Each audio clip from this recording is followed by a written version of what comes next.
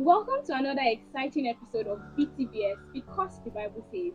This is episode 6, and my name is Oyelami Oyelua. Super excited, guys, because I have two wonderful guests with me on this set. And firstly, I would like to introduce my mentor and a very good person to me, a very special person to me. His name is Ido Bolao. Hi guys, Thank you very much for you're coming. welcome. Also, I'd like to introduce his very close friend, Omuku Edafe. Hi guys, thank you guys for having me. So today we're going to be discussing a very crucial and important subject matter, which is relationship, specifically friendship, right? So we're going to run through the definition of friendship, what our perception about friendship is, misconceptions about friendship, essential attributes that is found in a true friend, how to maintain a true friendship, and also the importance of friendship, particularly to spiritual growth and destiny. So, firstly, I would like to throw this question to you guys. What is your definition of friendship? I don't think there's like a particular definition for friendship, but I would just say that one of the things, essential elements of friendship is trust, vulnerability, and understanding. For me, I think that's what I would define friendship as. So for me, I might give a very weird definition. Friendship is a platform to activate the law of giving. Friendship has a price, and it will cost you certain things. And if you are not willing to give those things, you would not be able to have quality friendships. Just to highlight one of them, one of the very core things that you have to give in making friendship work is to give forgiveness. We're going to go into that, but if you don't, if you lack the ability to give forgiveness, now I know that's a play on words, but you get the point. If you lack the ability to give forgiveness, trust me, you will not have quality friendships you want. So I said all that to just summarize the point of the fact that friendship will cost you, friendship will demand certain things from you. So that's the essence of that definition. All Yeah. right, So so for me, I believe that friendship is like a strong interpersonal relationship with an individual or set of individual. Like it's a higher relationship that you have with an individual, like more than just an acquaintance or being in an association with someone like maybe your colleague, your neighbor, or just your classmate. And I believe that what differentiates a true friendship or what differentiates a friendship or the essential thing about a friendship is the value that you place on the individual, right? So it's the value that you place on the person that will determine the extent to which you regard that person as a friend, the extent to which you respect the person, the extent to which you want to maintain the relationship with the person. So to me, I feel like what makes the difference in a relationship, particularly friendship, is the value that is instilled on the person. And of course, this goes for both sides, both parties, because I can't value you and give you all the energy all the time and relate with you and all like that, and it's not reciprocated. So I feel like it involves two parties of individual that truly value each other. Common misconceptions about friendship. Like, what are the core things or what are the things that you just realize that people get wrong, particularly in their definition of okay, friendship? that's a very interesting question. Reason is because I think the biggest misconception is not having a proper definition of who your friends are or what friendship means to you. Many people have shot themselves um, in in the foot by not being able to define who were acquaintances and who were Friends, friends. yes. Yeah, and many people have been caught up in the web of friendship that is fueled by proximity.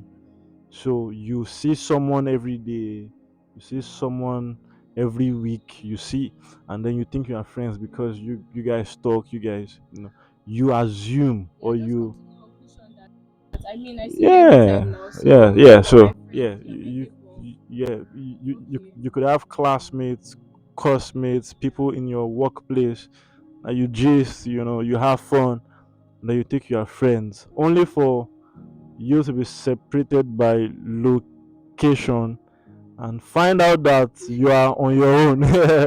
you know Oh, why? yeah, so that is a classic example that would reveal who your true friends are. And it's very interesting how you never really know who your friends are until you are in a bad place. It's not like I'm trying to preach that we should be in a bad place, but I think it's very hard to determine who your friends really are until you are in a bad place.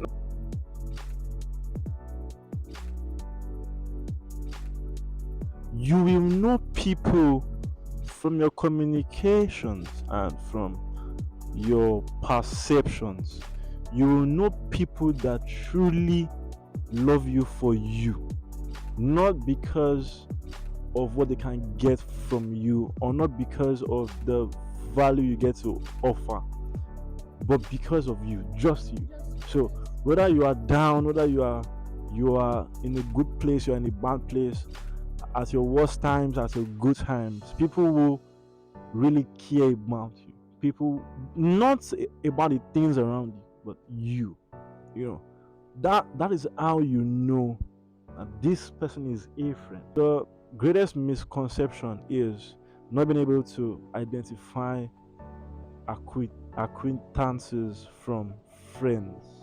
Yes. Second, the misconception that it takes a long time to build quality friendships. No, it doesn't. I know that probably in our personal experiences, we feel to build quality friendships, it takes time. Actually, it doesn't take time. What it takes is quality conversations and quality experiences. So these quality conversations and quality experiences can take time before they actually happen, all right? But in some cases, they may not take time because I have friends, people that I can call friends now. I have friends that the spark was there right from the very start. Like I knew that this person is a friend. Like I didn't have to, try to watch out. No, the quality of the conversations, all right, the flow. You could tell that this someone that you know likes you for you. I think I would especially say our generation, the social media generation.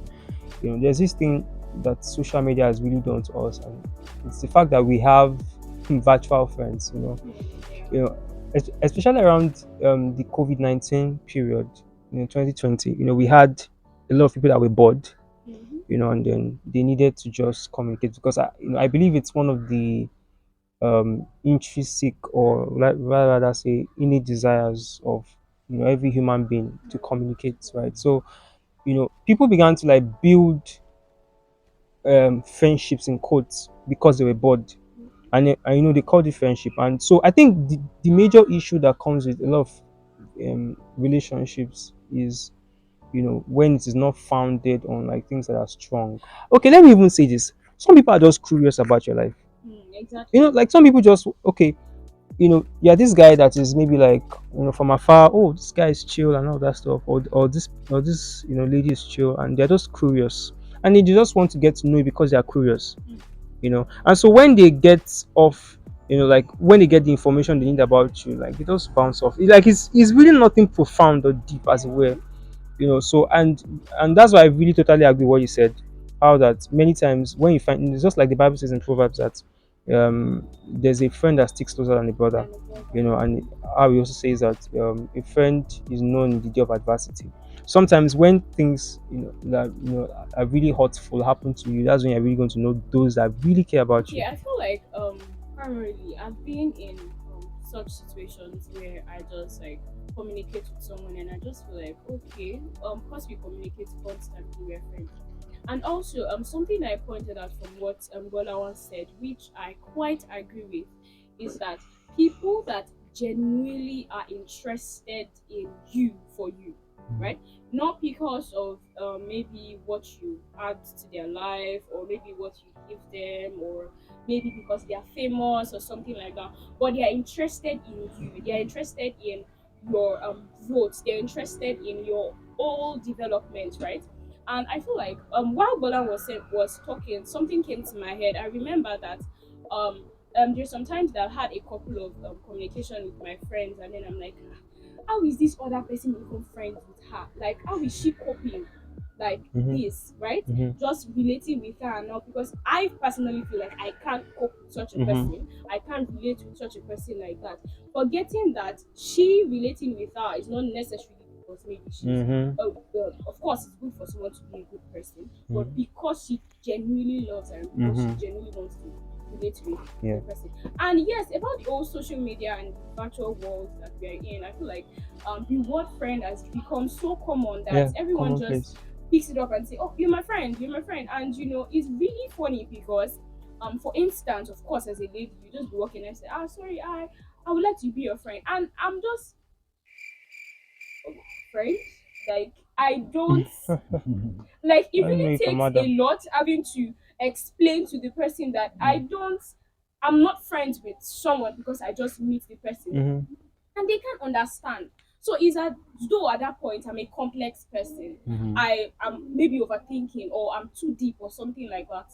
Do you Yeah. understand my Yeah. point? I totally But get I'm that. trying to make them understand that the word friendship or the word friend is not just something you just pick out from your pocket and then you Mm-hmm. just say that, hey, you're short, you're fine, I want you to be my friend, right? Yeah. Yeah. So it's not something you just pick Mm-hmm. out. And again, because for instance, social media like Facebook, Mm-hmm. add to your friend. Yeah. You don't even know the person. Mm-hmm. A suggestion, add to your friend. And then like, Mhm. Very wrong usage of the word. bro, is it what's going on? Add I to can't add this Africa. person as my friend. I don't even know the Yeah. person, right? Even people that I know, before I can say you're my friend, Yeah. I'm like, Takes time. it takes time, It does. right? So I It just want to takes say time. something. I might sound controversial, but want You to say always it. sound controversial. I want to actually say it. Now I'm trying to remember what I wanted to say. Let me see. Remember in Jesus' I'm going to remember. No, I can't remember. You go From explain, that explain, point where I explain, tried to explain, remember because no something. evidence. No, you've made it skip from my mind. But I'm going to name. remember. I'm going to Okay, let's remember. choose. 2,000 years later. Ah, ah, You can't remember. I can't remember. Okay. That's the funny thing. What are the essential attributes that defines a true friendship? All right. So I think the one that tops the list for me has to be vulnerability. And the reason I say that is because I feel like the word vulnerability is one of the most wrongly used words.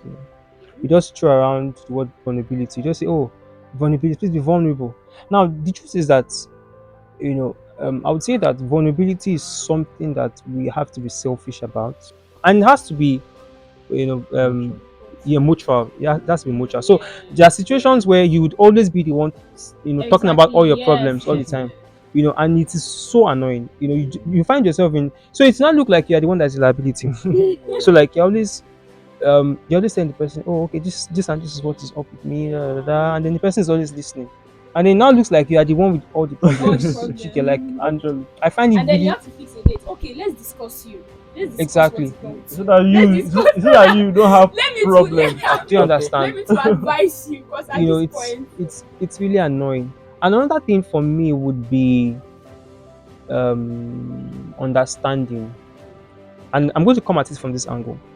Now, there are some kind of friendships where you have to, I feel like you want to put coke into it. well, kind of. I think so too.